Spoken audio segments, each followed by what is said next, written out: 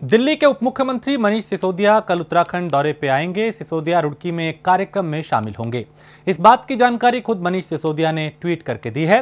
सिसोदिया उत्तराखंड के अपने इस दौरे में प्रदेशवासियों को कोई बड़ी सौगात देने की घोषणा कर सकते हैं, क्योंकि आम आदमी पार्टी अब पहाड़ में भी यानी उत्तराखंड में भी पूरी तरह से सक्रिय दिखाई दे रही है और उनकी कोशिश है कि चुनाव में एक अलग विकल्प जो है वो बन के उभरा जाए।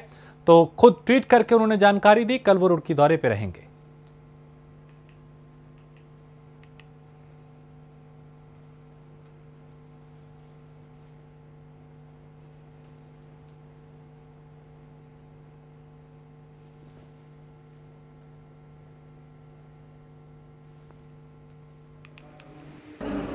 दिल्ली के माननीय उप मुख्यमंत्री श्री मनीष सिसोदिया जी रुड़की पहुंच रहे हैं, जहां पर वो जीवनदीप आश्रम में जो सतचंडी यज्ञ चल रहा है उसमें सहभागिता करेंगे और मां भगवती का आशीर्वाद लेंगे।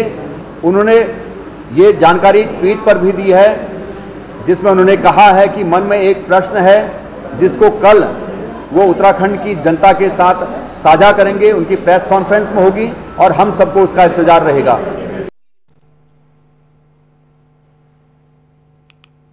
तो संसद के मॉनसून सत्र के पहले ही दिन विपक्ष ने केंद्र सरकार को फोन टैगिंग मामले में आड़े हाथों लिया। मोदी सरकार की घेराबंदी के लिए विपक्ष एकजुट हो रहा है। यही वजह है कि पूरे देश में केंद्र सरकार का विरोध हो रहा है, जिसके तहत कांग्रेस कल पूरे देश भर में राजभवन मार्च करेगी। यानी अलग अलग तरीके से विरोध किया जाएगा, कहीं पे अलग तरीके से, कहीं पे अलग तरीके से। उत्तराखंड में भी इस पूरे मामले को लेकर सियासत गर्म है, आरोप प्रत्यारोप का दौर जारी है।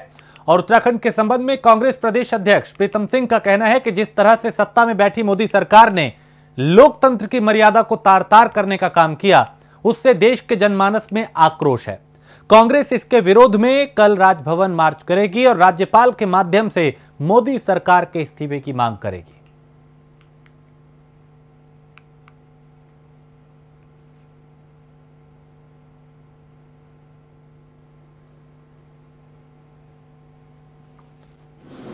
समाप्त करने का कार्य हो रहा है और इस देश के राजनेताओं के, पत्रकारों के और तमाम लोगों की जो है टेलीफोन टैपिंग का काम हो रहा है। तो इसमें तो सीधे सीधे केंद्र सरकार संलिप्त है और इसके विरोध में मैं समझता हूँ कि पूरे देश के अंदर लोगों में उबाल है।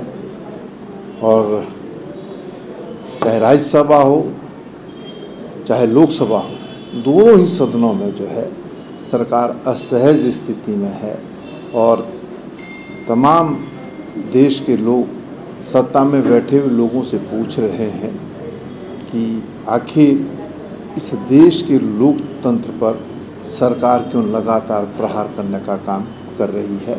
और इसी कड़ी में पूरे देश के अंदर तमाम राज्यों में जो है कांग्रेस जो है राज्यपाल आवास मार्च करने का काम करेगी।